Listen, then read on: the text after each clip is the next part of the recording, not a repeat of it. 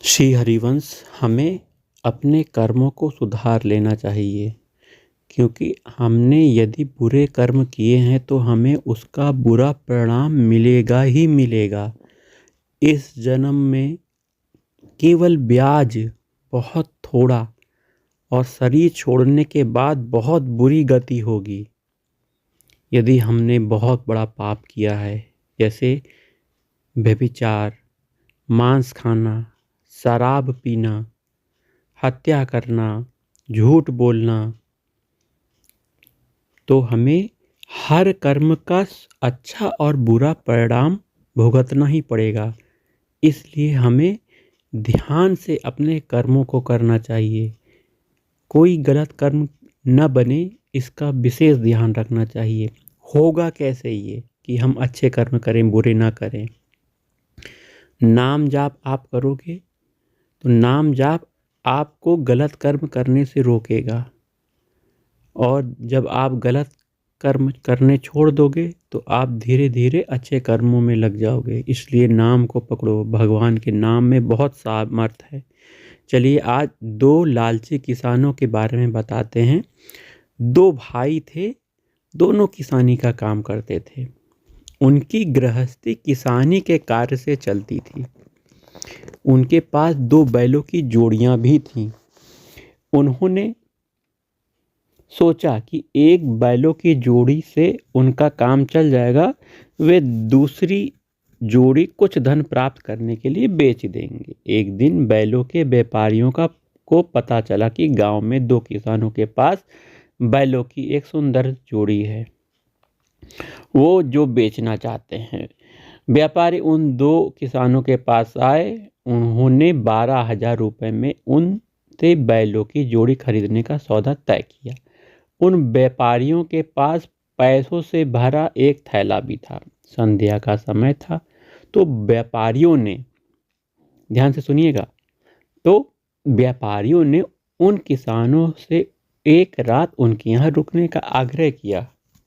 व्यापारियों ने कहा कि कल सुबह हम आपको 12,000 रुपये दे देंगे और बैल लेकर चले जाएंगे। आज रात हम आपकी शरण में हैं, आप हमारी और हमारे धन की रक्षा कीजिए। अब ये दोनों थे अतिथि, शरणागत भी। अगर कोई आपकी शरण में आया है तो चाहे आपको अपने प्राणों की बलि चढ़ानी पड़े, लेकिन उसकी हानि नहीं होनी चाहिए। शरणागत की हानि नहीं होनी चाहिए। अगर उसकी हानि हो गई तो आपको नरक में सजा मिलेगी। यहाँ सरकार द्वारा भी दंड मिलेगा। शरणागत का त्याग और शोषण बहुत बड़ा पाप है।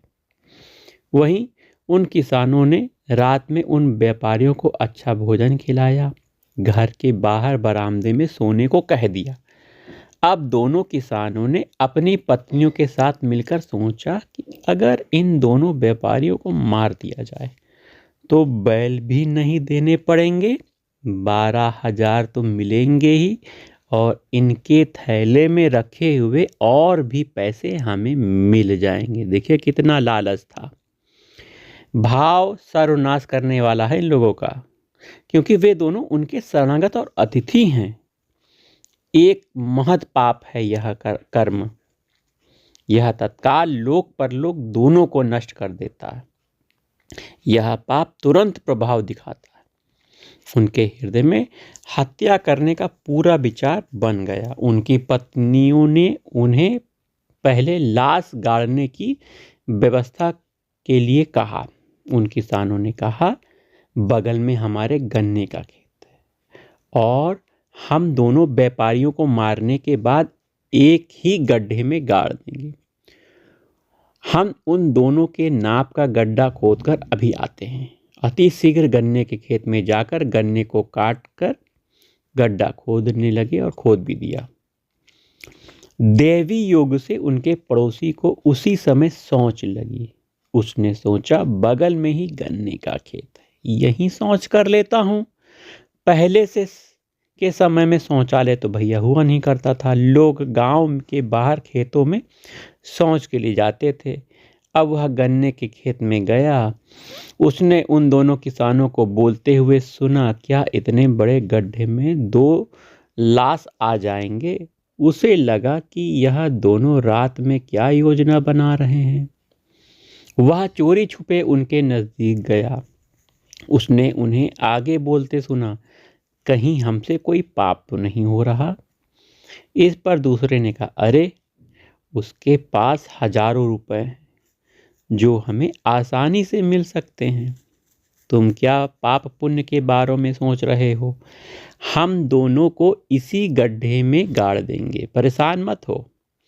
उस पड़ोसी ने सब बात सुन लिया और तेजी से उस किसान के घर की तरफ उन व्यापारियों को बचाने के लिए भागा। उसने वहां जाकर दोनों को जगाया। उनसे कहा कि आप दोनों अभी मेरे साथ चलो और जो भी तुम्हारे पास है उसे भी ले लो। वह भगवान की प्रेरणा से उन्हें बचाने के लिए आया था, तो उन दोनों को भी उसकी बातों में कोई संशय नहीं हुआ। तुरंत अपना झोला लेकर उसके घर चल दिए। उन किसानों के बरामदे में गद्दे और रजाई वैसे ही बिछे रहे। वह पड़ोसी उन दोनों व्यापारियों को अपने घर ले गया। उनसे कहा कि इन दोनों किसानों ने तुम्हें मारकर तुम्हारा धन लूटने की योजना बनाई है। उन्होंने तुम्हें गाड़ने के लिए गड्ढा भी खोद दिया है। आज रात तुम चुपचाप यहीं रुक जाओ। उन दोनों किसानों का एक एक बेटा था, मतलब दो किसानों के एक एक बेटे थे। वे दोनों उस रात गांव में नौटंकी देखने गए थे। उन किसान ने बड़ा ही निकृष्ट संकल्प किया था, इसलिए इस पाप कर्म से प्रेरित होकर उन लड़कों के मन में आया कि हमें नौटंकी अच्छा नहीं लग रहा, यहाँ से चलते हैं। वे दोनों मस्ती से बातचीत करते हुए घर आए तो उन्होंने देखा कि बरामदे में गद्दे रजाई बिछे हुए। उन्हें लगा कि शायद माता पिता ने सोचा होगा कि हम रात्रि में पता नहीं कब आएंगे, तो बिस्तर यहाँ उन्होंने बिछा दिया है। यह सोचकर मुंह ढककर बरामदे में ही सो गए। अब वे दोनों किसान गड्ढा खोदकर वापस आए। अपनी पत्नियों से कहा, गड़ासा निकालो। गांव में बिजली तो थी नहीं।